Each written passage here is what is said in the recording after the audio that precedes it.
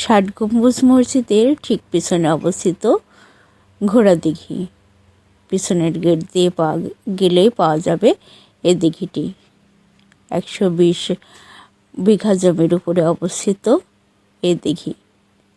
এই দিঘিটির নাম ঘোড়া দিঘি হওয়ার পেছনে একটি ঐতিহাসিক কারণ আছে। হযরত খানজাহান আলী মিঠা পানির উৎসের জন্য 370টি দিঘি খনন করেছিলেন বাগেরহাটে। তার মধ্যে এই দিঘিটি অন্যতম।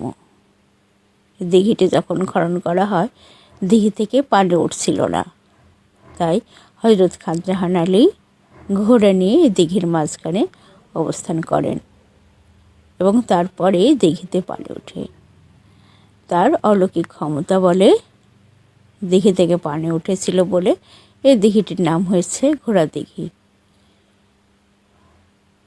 এই দিঘি থেকে শুধু মিঠা পানি সংগ্রহ করা হয় এমনটা নয়, এই দিঘির পানিতেও রয়েছে অলৌকিক ক্ষমতা।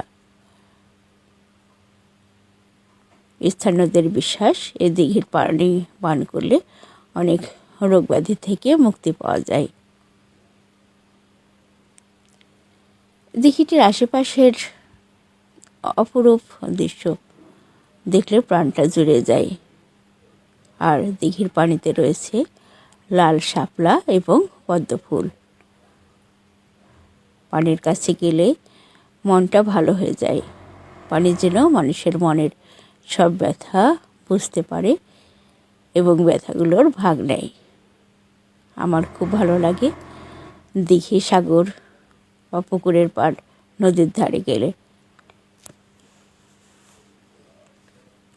অপরূপ সৌন্দর্যের এক লীলাভূমি বাগেরহাট, এবং হযরত খানজাহান আলী তার শাসনামলে এই বাগেরহাটকে আরও ঐতিহাসিক করে তুলেছেন। দিঘিটির সিঁড়ির এক পাশে রয়েছে এই দিঘির সমস্ত ইতিহাস।